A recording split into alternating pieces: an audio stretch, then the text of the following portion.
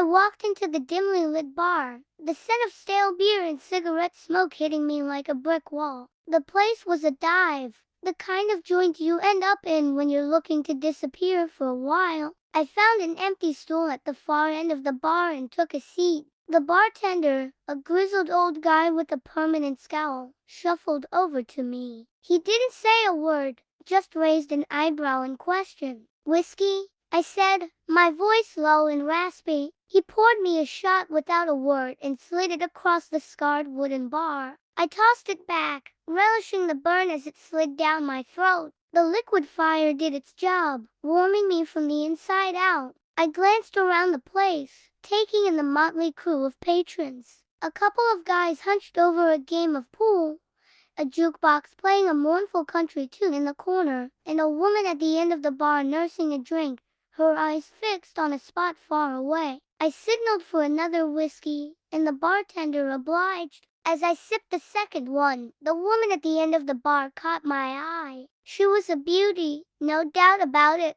but there was something in her gaze that told me she was trouble. She slid off her stool and sauntered over, her heels clicking on the grimy floor. She had a confidence about her, the kind that said she'd been around the block a few times. "Buy a girl a drink," she purred, her red lips curling into a sly smile. I hesitated for a moment, then nodded to the bartender. He poured her a drink, and she took the stool next to me. "So, what's your story?" she asked, her voice low and inviting. I shrugged, not wanting to reveal too much. "Just passing through," I said. She chuckled, a sultry sound that sent shivers down my spine. "Aren't we all, honey? But sometimes, passing through can lead to the most interesting places." And with that, she leaned in closer, her perfume filling my senses, and I knew that tonight was going to be anything but ordinary. As the night wore on, the woman introduced herself as Lily. We talked about everything and nothing, the conversation flowing as easily as the whiskey. She had a way of making me forget, if only for a little while, the weight of my own troubles. I learned that she, too, had her demons. Her laughter had a tinge of sadness,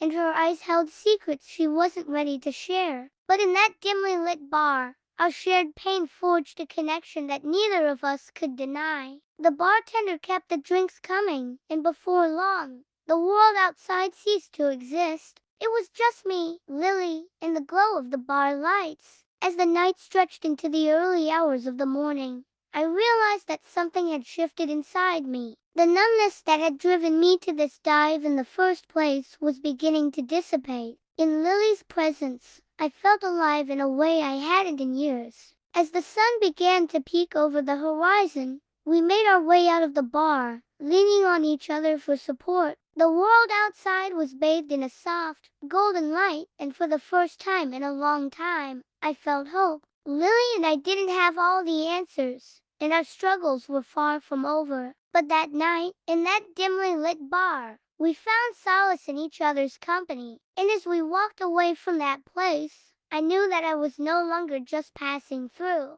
I was on a journey, and it was one I didn't have to face alone.